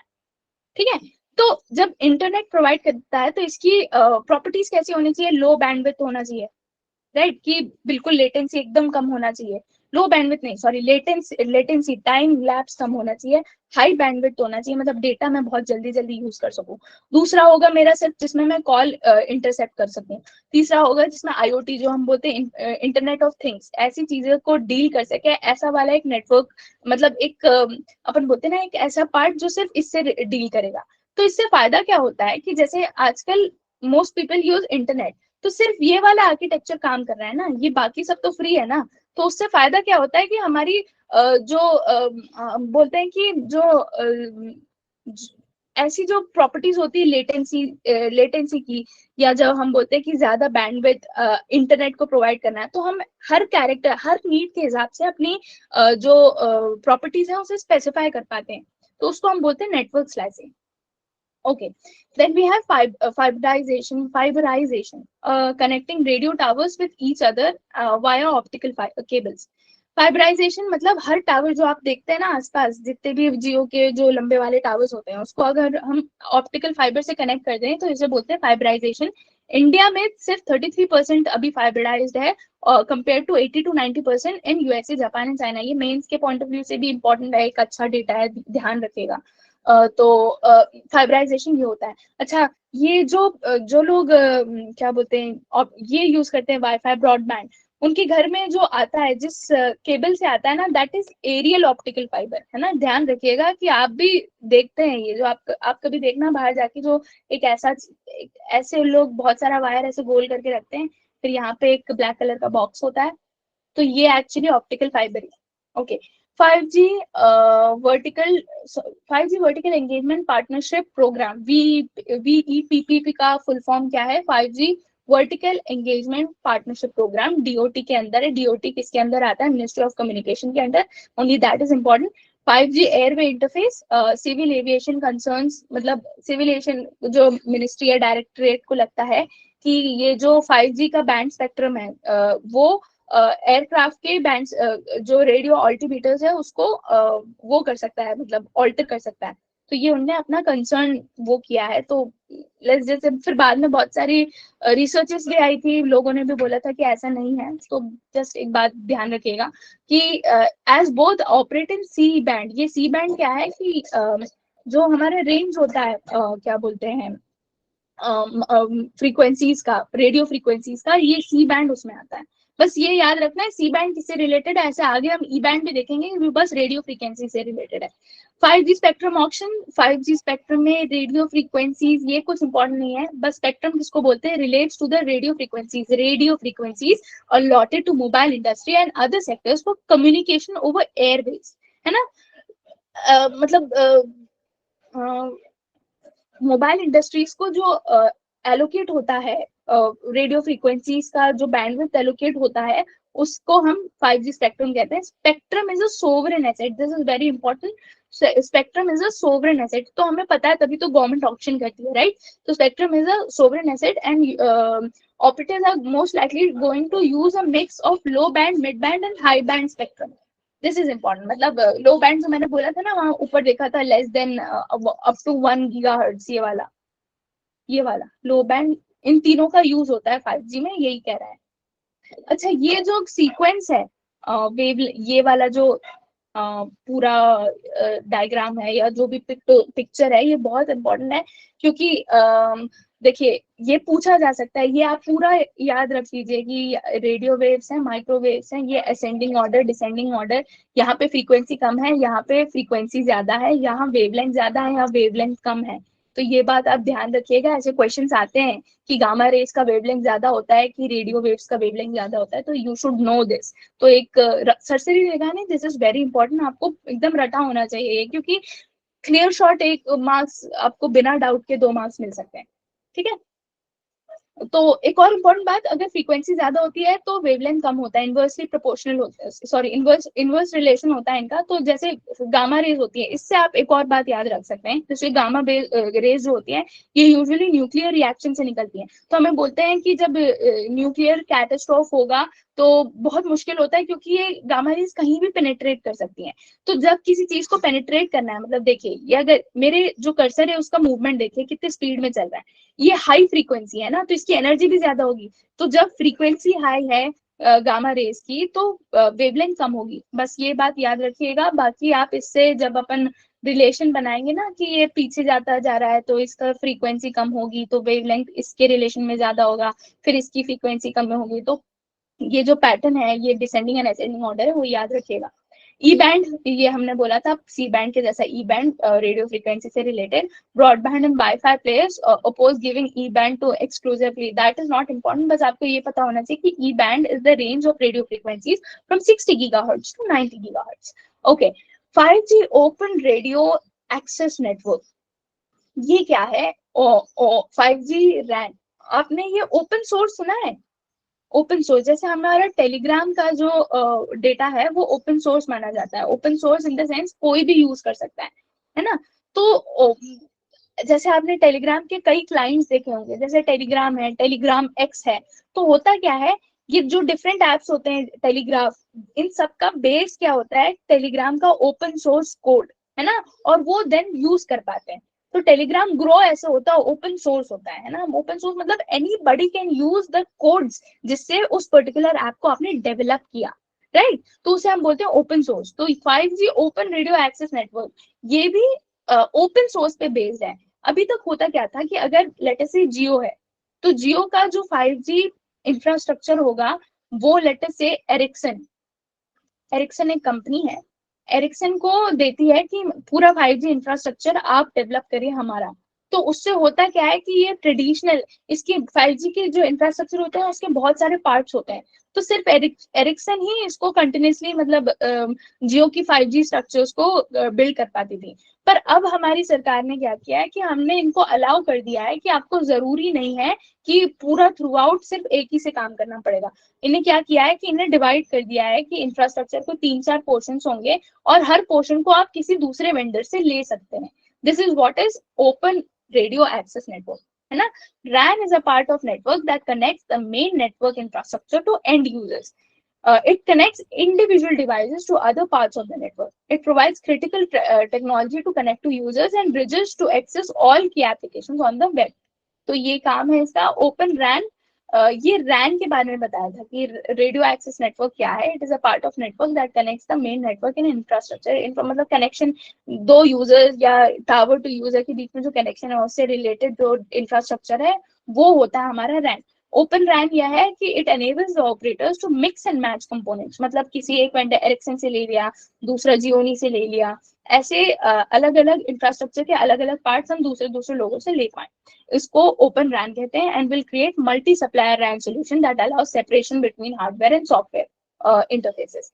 ओके, स्टैंड अलोन 5G क्या होता है? A telecom network both core, जिसका कोर और रेडियो एक्सेस नेटवर्क। देखिए जो हमारा स्टैंड 5G होता है, जो इसकी इंफ्रास्ट्रक्चर होती है, इसमें दो कंपोनेंट्स होते हैं, सॉफ्टवेयर एंड हार्डवेयर। इन दोनों सॉफ्टवेयर और हार्डवेयर जब ये पूरा टोटली इसका इंफ्रास्ट्रक्चर 4G से सॉरी 5G इंफ्रास्ट्रक्चर हो, मतलब डेडिकेटेडली किसी और जनरेशन के नेटवर्क को यूज ना कर पाए, जैसे it replaces the LTE network 4G wireless communication and allows completely independent operation of 5G services. मतलब 4G इंफ्रास्ट्रक्चर को पूरा हटा के 5G इंफ्रास्ट्रक्चर फ्रॉम जीरो हम स्टार्ट करते हैं, that is called as stand alone 5G। जो नॉन स्टैंड अलोन 5G होते हैं उसमें हम क्या करते हैं, जो 4G का नेटवर्क इंफ्रास्ट्रक्चर होता है उसमें कुछ मॉडिफिकेशन कर देते हैं और फिर 5G की कुछ प्रॉपर्टीज डाल के उसके हम 5G बोलते हैं। तो मोस्टली इंडिया में अभी जितने हैं वो सारे नॉन स्टैंड अलोन है। जब स्टैंड अलोन आ जाएंगे तो हमारी स्पीड एक्सेसिबली बढ़ जाएगी। Okay, then we have satellite communication. TRAI releases recommendation on licensing framework for establishing and operating for satellite Earth station gateway. तो satellite Earth station gateway क्या है? Gateway hub है। It is a bridge between space communication, space-based communication and terrestrial communication. ये एक hub होता है, जैसे जब हम satellite communication करते हैं ना, तो ऐसे जो ये बना हुआ है ना, ये एक बेस होता है जहां से कम्युनिकेशन स्टार्ट होती है। ये डायग्राम किसी और रिलेशन में मतलब समझाने के लिए दिखा रही हूँ आपको कि एक गेटवे हब होता है जो ब्रिज करता है, मतलब जो अपन बोलते हैं ना कि जो सिग्नल्स होती है उसे कन्वर्ट करता है इस फॉर्म में, जिस फॉर्म में हम समझ सके, टेरेस्ट्रियल कम्युनिकेशन नेटवर्क जो समझ सके उसको बोलते हैं gateway hub, a bridge between space based communication network and terrestrial communication network. Okay, satellite communication क्या है? It is a link that communication link that involves the use of artificial satellites, जो हमारी artificial satellites होती हैं that revolve around the earth, उनको हम बोलते हैं उन सैटेलाइट्स का यूज करके जब हम कम्युनिकेशन करते हैं कुछ इस प्रकार, मतलब दो यूजर्स हैं, यहाँ पे भी एक यूजर है, यहाँ पे भी एक यूजर है, वो सैटेलाइट को अपना कम्युनिकेशन जो इसको भेजना है वो भेजता है और सैटेलाइट इसको रीबीम कर देता है इस तरह, and then this person replies and then again satellite rebeams. तो इस कम्युनिकेशन को बोलते हैं सैटेलाइट कम्युनिकेशन। अब आप इसमें देख रहे होगे, जैसे अगर हम टेरेस्ट्रियल कम्युनिकेशन देखें तो हम तो ऐसे बात करते हैं, राइट? एक टावर होता है हमारा, है ना, ऑन अर्थ, और इसी के थ्रू हम बात करते हैं, तो ये होता है हमारा टेरेस्ट्रियल कम्युनिकेशन। पर सैटेलाइट कम्युनिकेशन क्योंकि ये डिस्टेंस भी बड़ी है और सैटेलाइट को बार बार रीबीम करना पड़ता है, ऐसे कम्युनिकेशन को डायरेक्ट कम्युनिकेशन नहीं हो पाता है। यहाँ पे कम्युनिकेशन एक टावर की मदद से होता है डायरेक्टली, तो इसकी लेटेंसी, मतलब सैटेलाइट कम्युनिकेशन की लेटेंसी, मतलब कितना लेट होगा, ये लेटेंसी सैटेलाइट की बहुत ज्यादा होती है। ठीक है, तो ये याद रखना। और इसका क्या बोलते हैं, इंटरनेट जो बैंडविड्थ होता है वो भी बहुत कम होता है, बहुत प्रॉब्लम होती है सैटेलाइट इंटरनेट को यूज करने में। बट अगेन अगर आप बहुत ज्यादा पैसा पे कर सकते हैं तो उसमें भी मतलब अवेलेबल होता है। द पॉइंट इज कि इट इज कॉस्टली बट उसकी कुछ एडवांटेजेस हैं। एडवांटेजेस जैसे चीपर फॉर लॉन्ग डिस्टेंसेस और रिमोट लोकेशंस में आप बात कर सकते हो। ग्लोबल कम्युनिकेशन में जब अपन बोलते हैं ना कि मुझे यूएसए से इंडिया में कॉल करना है, ये तो उन केसेस में भी बहुत, जो हमारे टेलीकॉम ऑपरेटर्स होते हैं उनके जो टेरेस्ट्रियल आई मीन कम्युनिकेशन होता है उसके रेफरेंस में ग्लोबल कम्युनिकेशन के लिए satellite phones are very useful. Satellite internet services is a wireless internet connection which uses satellite in space to get an internet signal from internet service provider to the users. Satellite internet service is a wireless internet connection, जो मैंने ऊपर बताया था, wireless internet connection जो satellite का use करता है ताकि हम इंटरनेट सिग्नल्स को एक्सेस कर पाए without the use of internet service providers. ये याद रखना है। Satellite based connectivity is possible using geostationary medium. किन this is not very important. It is different from satellite television जो both ways. Okay, satellite television जो आप देखते हैं ना, जब हम डीटीएच लगाते हैं, डायरेक्ट टू होम, तो ये डीटीएच लगाते हैं, तो इससे ये सैटेलाइट कम्युनिकेशन डिफरेंट कैसे होता है। जब हम डीटीएच लेते हैं तो उसमें सिर्फ इनकमिंग होती है, मतलब हम सैटेलाइट से सिर्फ जो डेटा है वो लेते हैं ताकि हम चैनल्स देख सकें। बट सैटेलाइट इंटरनेट में क्या है, दोनों वे, मतलब हम अपलोड भी करते हैं और फिर डाउनलोड भी करते हैं। बट डीटीएच के केस में हम सिर्फ डेटा डाउनलोड करते हैं। You getting my point? That is the basic difference. Broadband signal is sent and received to a satellite in space rather than using underground copper fiber.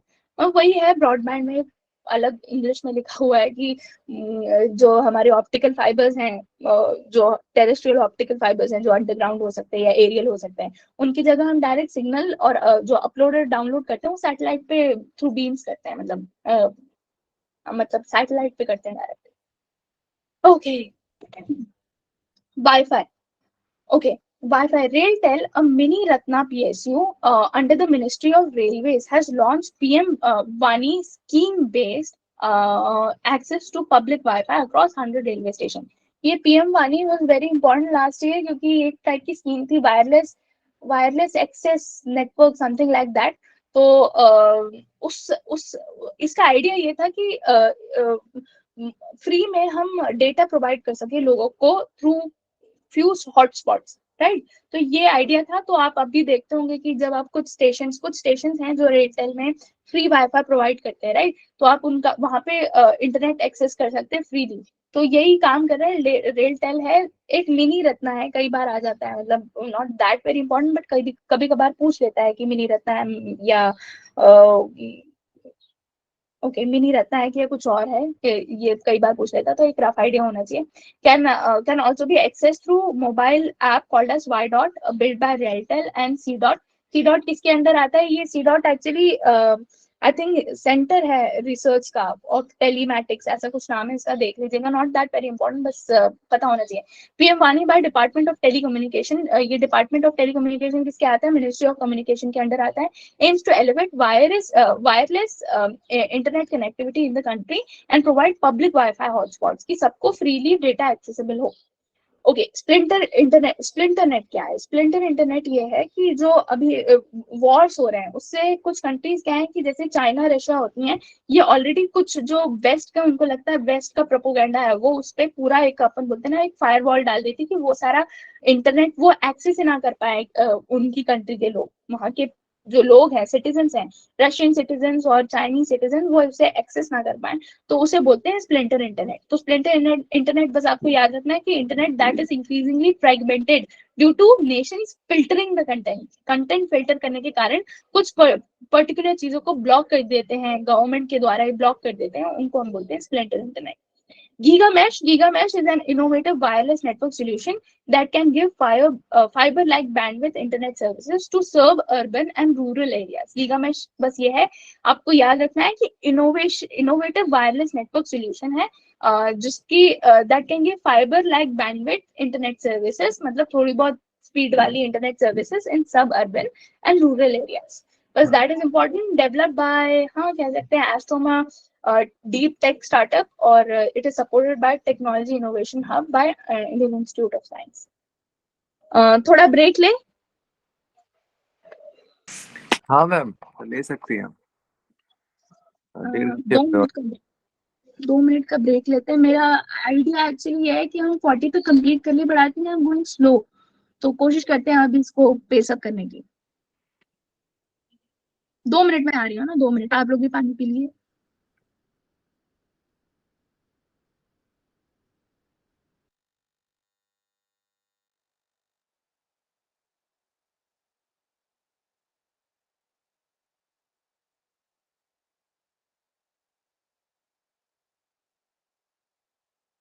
अच्छा अच्छा, 20 pages ही कर लेंगे, मैं भूल गई। हम हमारा जो आइडिया था कि हम एक दिन में 21-22 पेजेस कर देंगे ना, तो हाँ 18-19 पेजेस हो चुके हैं। अब दो और एक दो और पेज यहाँ डार्क नेट पे कर लेते हैं और इसे फिर कंप्लीट करते हैं। आप लोग भी जाइए, I know it's a very very long lecture, sorry अगर बोर लग रहा हो तो, but anyways let's get started, complete करते हैं ताकि आप भी फ्री हो जाए, मैं भी फ्री हो जाऊँ। ओके अरे मैम, तो बोरिंग हम है, बहुत अच्छा है। ऐसे क्यों बोल रहे हो आप? Thank you. ठीक है, तो हम स्टार्ट करते हैं वर्चुअल प्राइवेट नेटवर्क पे। Okay, virtual private network, central government has asked virtual private network companies to keep record of their logs of customer information as directed by Indian computer emergency response team. ये इसके बारे में हम अभी आगे देखेंगे। VPN क्या होते हैं, वर्चुअल प्राइवेट नेटवर्क क्या होते हैं। ये आपने नॉर्ड वीपीएन सुना होगा। नॉर्ड वीपीएन क्या करता है कि अगर आप इंडिया में बैठे हो सॉरी, अगर आप इंडिया में बैठे हो तो इंडिया में बैठ के अगर आपको इंटरनेट एक्सेस करना है, but at the same time क्या होता है, जब हम इंटरनेट एक्सेस करते हैं ना, तो हमारी आईपी एड्रेस जो होती है ना, वो विजिबल होती है to the network that we are connected to. तो लेट अस से कि मैं जियो से कनेक्टेड हूँ, है ना, तो अगर इस टावर से कनेक्टेड हूँ तो इसमें जैसे कुछ बहुत अच्छे हैकर्स होते हैं, वो नेटवर्क का यूज करके मेरे आईपी एड्रेस तक आ सकते हैं।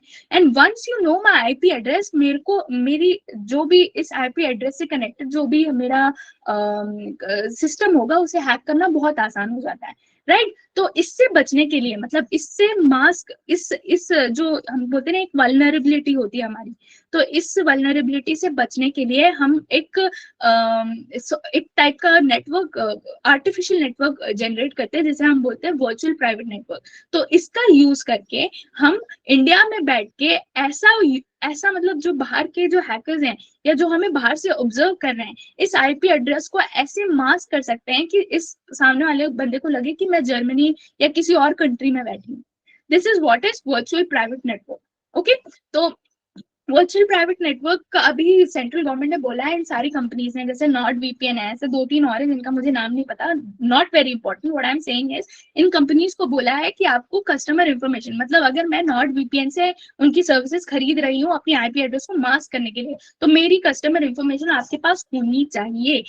ऐसा गवर्नमेंट ने सारी कंपनीज को बोल दिया है।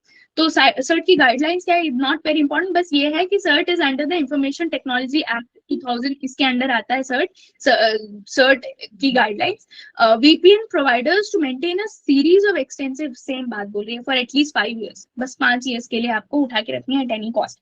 Okay, what is CERT in computer emergency response team. Computer emergency response team India, ये क्या करती है, ये आती है माइटी के अंदर, और जितनी भी हमारे पास थ्रेड्स होती है, जैसे अभी रिसेंटली हमारी जो पावर ग्रिड थी उस पर अटैक हो गया था, तो पहली जो रिस्पांस टीम थी, जो फर्स्ट जाके इस पे मतलब उन्हें इन्वेस्टिगेशन स्टार्ट किया था, that is this department, sorry this thing, computer emergency response team, है ना। ये ऑर्गेनाइजेशन, ये पहली फर्स्ट रिस्पांस, जैसा नाम बोलते हैं ना, फर्स्ट रिस्पांस, कुछ भी आपके यहाँ वायरस अटैक हुआ या आपकी कोई डेटा, कॉन्फिडेंशियल गवर्नमेंट डेटा अगर आपका लीक हो रहा है, जैसे एम्स का भी रिसेंटली अटैक हो गया था, है ना, तो पूरा डेटा, हमारी डेटा, अब जैसे एम्स पे अटैक हुआ, हमारी जितनी भी इंडियंस हैं, इंडियंस की जितना भी मेडिकल रिकॉर्ड्स है, तो वो चोरी हो रही है ना to the foreign entity, right. तो इसको रोकने के लिए हमारे पास एक रिस्पांस टीम है, दैट इज सर्ट। ये नोडल एजेंसी है for responding computer security incidents. Okay, बस यही इंपॉर्टेंट है। बस virtual private network encrypted connection होता है रियल टाइम में, बस सीधी भाषा में मेरे आईपी एड्रेस को मास्क करना, ताकि मुझे लगे, सामने वाले जो हैकर है उसको लगे कि नहीं, ये इंडिया का आईपी एड्रेस नहीं है, ये आईपी एड्रेस है बाहर का, किसी और कंट्री का। तो प्रोसेस इज नॉट इम्पोर्टेंट, ये प्रोसेस दिया है कि कैसे होता है, कि बीच में एक क्लाइंट होता है, बीच में एक सर्वर होता है, वीपीएन वाली उसमें और नॉन वीपीएन वाले में, नॉट वेरी इंपॉर्टेंट। आपको शौक हो, मतलब मन हो तो पढ़ लीजिए, not very important. Types of VPN, ये भी इंपॉर्टेंट नहीं है, बस सिक्योर सॉकेट लेयर वीपीएन, ये एक्सेस किसी ऑर्गेनाइजेशन के नेटवर्क को एक्सेस करके हम एक अपने आईपी एड्रेस को मास्क करते हैं साइट टू साइट, मतलब किसी साइट पे आप विजिट कर रहे हो और उसके बाद उनका उस साइट का आप नेटवर्क यूज कर लें, तो ऐसे हम आईपी एड्रेस को मास्क कर सकते हैं। सबसे पॉपुलर ये है क्लाइंट टू सर्वेंट, जहाँ क्लाइंट टू सर्वर, जहाँ पे हम हमारे पास एक कंपनी होती है जैसे नॉर्ड वीपीएन, और वो हम उनसे सर्विसेज लेते हैं और वो हमारे इंटर्न आईपी एड्रेस को मास्क करने का और बहुत सारी चीजों में हेल्प करता है। Benefits of VPN encryption of IP address, यही बेनिफिट है। और इश्यूज क्या है, ज्यूरिसडिक्शन का, मतलब अगर मैंने अपना आईपी एड्रेस मास्क करके कोई क्राइम कर दिया तो मुझे मुझ तक पहुंचना थोड़ा सा मुश्किल हो जाएगा कंपेयर टू अदर जो मैं विदाउट मास्क्ड आईपी एड्रेस होगा उसमें। और डेटा लीक्स की साइबर सिक्योरिटी की इश्यूज होती हैं। Dark net, last and final for today's lecture.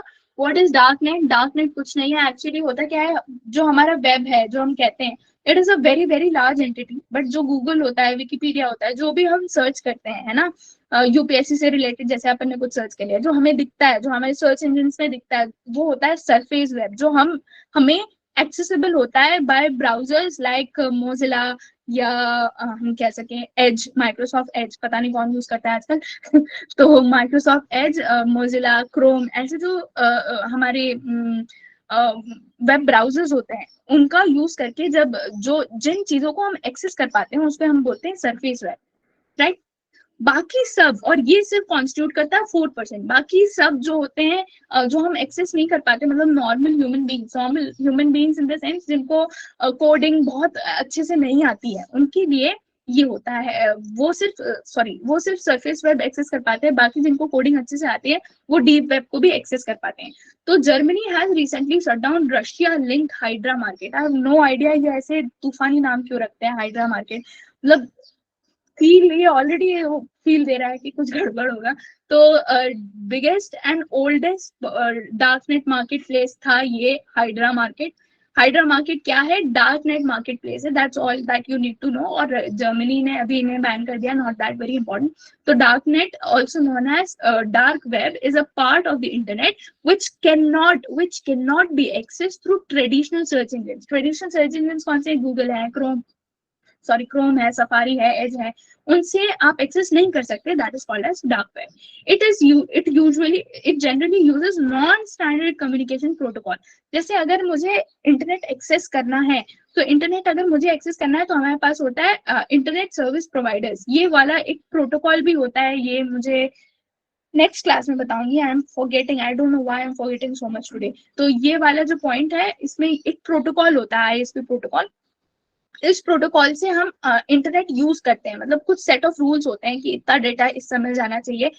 ये जो मैं बोल रही हूँ कि इतना डेटा इस समय जाना चाहिए, this is not important. What I am saying is हमारे पास प्रोटोकॉल्स होते हैं, दैट इज जो हमारे डेटा को अपलोड और डाउनलोड करने का जो तरीका है वो गवर्न करते हैं। पर जब हम डार्क वेब या डार्क नेट में आते हैं तो ये सारे प्रोटोकॉल्स वर्क नहीं करते। नॉन स्टैंडर्ड प्रोटोकॉल्स होते हैं जो डार्क वेब की एंटिटीज खुद ही डिफाइन करती हैं।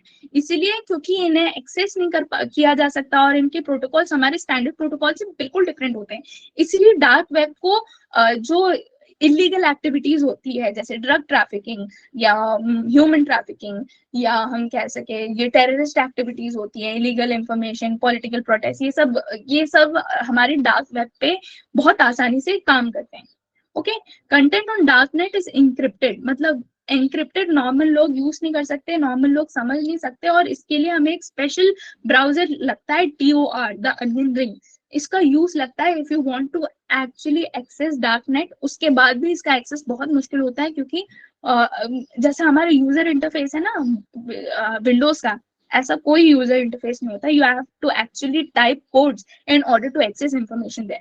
तो darknet itself is only a part of deep web, a part of internet that is readily, अच्छा ये तो हम पढ़ चुके हैं। तो darknet itself is a part of deep web, बस ये याद रखना है आपको। इसमें हाँ, एक बात मुझे ये बतानी थी, ये जो टॉर है, द अनियन रिंग, ये जो वेब ब्राउजर था, ये यूएस के नेवल रिसर्च ऑर्गेनाइजेशन के लोगों ने बनाया था in order to protect the US के, जो अपने बोलते हैं ना, कॉन्फिडेंशियल डेटा को प्रोटेक्ट करने के लिए बनाया था। और डार्क वेब का बेसिकली मोस्टली इंटरनेट देखिए, उसका जन्म ही यूएस की नेवल ऑर्गेनाइजेशन से हुआ है ना, जो उनकी जो नेवी है उन्हीं से इसकी डार्क पूरे इंटरनेट की उत्पत्ति हुई है। तो जो डार्क वेब होगा वो भी ऑफ कोर्स उसको एक्सेस करने का तरीका भी ऑफ कोर्स यूएस में ही स्टार्ट हुआ होगा। उससे याद रखिएगा, Tor is a onion ring, बस this is what is important या बाकी सब is waste. Okay, artificial intelligence हम नेक्स्ट क्लास में देखेंगे। Thank you so much for bearing me. End करें इसे? हाँ ma'am, thank you so much, बहुत अच्छा सेशन था। और थैंक यू। सब मुझे भी बाहर जाने का टाइम हो गया। बहुत अच्छा सेशन था मिथिला मैम, और आई होप ये 5-6 सेशन में जल्दी रिवाइज हो जाएगा हम लोगों का, और काफी कुछ सीखने को मिला। Thank you so much for your time, और बहुत अच्छा लगा। चलिए, thank you sir. Thank you everybody for having patience. मैं अभी इसे जरा मैं रिकॉर्डिंग ऑफ कर दूं and then you all can leave, और जिनको लीव करना है प्लीज यू कैन लीव, है ना सर? आप भी जा सकते हैं। Okay okay.